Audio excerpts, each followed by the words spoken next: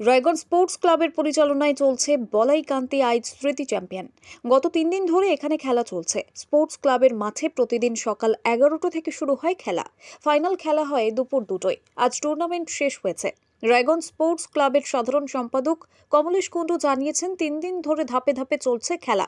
প্রথম দিনে অনুষ্ঠিত হয় রুমা ভৌমিক মহিলা ফুটবল, যেখানে চ্যাম্পিয়ন হয় নন্দ ঝাড় এবং কানকি। দ্বিতীয় ধাপে অনুষ্ঠিত হয় অলকানন্দদের স্মৃতি চ্যাম্পিয়নশিপ আন্ডার-17, যেখানে চ্যাম্পিয়ন হয় উত্তর দিনাজপুর ডিএসএ। রানার হয় ছত্রপুর। আজ এখানে 4টি টিম অংশ নেয়। তারা হলো উত্তর দিনাজপুর ভেটারেন ক্লাব, মালদা গঙ্গারামপুর এবং গাজল। ফাইনালে মুখোমুখি হয় মালদা এবং গঙ্গারামপুর। খেলায় হাড্ডাহাড্ডি লড়াই চলে। কমলেশবাবু জানান, 1983 সালে এই মাঠটি খেলাধুলোর জন্য ক্রয় করা হয়েছিল। দীর্ঘ বছর ধরে এখানে অনুশীলন চলেছে, কিন্তু টুর্নামেন্ট করা সম্ভব হয়নি। অবশেষে স্পোর্টস ক্লাবের কিছু বিশিষ্ট কর্মকর্তাদের সহযোগিতায় এখানে টুর্নামেন্ট অনুষ্ঠিত হলো। ছেলে মেয়েদের মাঠমুখী করে শারীরিক বিকাশের জন্য খেলাধুলো অত্যন্ত গুরুত্বপূর্ণ। তাই সকলকে খেলাধুলায় এগিয়ে আসার জন্য আহ্বান জানিয়েছেন কমলেশ কুণ্ডু। প্রথম হচ্ছে যে এই এলাকাটার আমাদের সবথেকে রায়গঞ্জ পৌরসভার পিছিয়ে পড়া এলাকা, এবং এই এলাকায় আমাদের এই মাঠটা হচ্ছে 1983 সনে মাঠটা খরিদ করা হয়, জমি খরিদ করা হয়। তো সেটার থেকে আজকে দীর্ঘ বছর এখানে অনুশীলন চলছে, কিন্তু আমরা একটা টুর্নামেন্ট করার মতো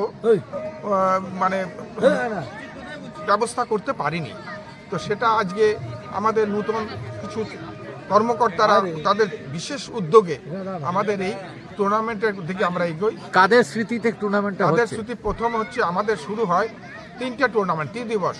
প্রথম হচ্ছে আমাদের রুমা ভৌমিক মহিলা ফুটবল টুর্নামেন্ট, এবং সেখানে চ্যাম্পিয়ন হয় নন্দঝাড় হাই স্কুল, আর চ্যাম্পিয়ন হয় কানকি। আর দ্বিতীয় দিনে অলকানন্দ দে স্মৃতি চ্যাম্পিয়নশিপ আন্ডার-17 গ্রুপ। আন্ডার-17-এ চ্যাম্পিয়ন হয় উত্তর দিনাজপুর ডিএসএ কোচিং সেন্টার, এবং আর রানার্স হয় ছত্রপুর ফুটবল একাডেমি। আজকে শুরু হয়েছে, আজকে 17 তারিখ, আজকেই আমাদের শেষ খেলা। এটা হচ্ছে ভেটারান্স ক্লাব। আমাদের প্রতিদিনই 4টে করে টিম নিয়ে খেলা হয়। আজকে টিমগুলো হচ্ছে মালদা, গঙ্গারামপুর, গাজল এবং উত্তর দিনাজপুর ডিস্ট্রিক্ট ভেটারান্স ক্লাব।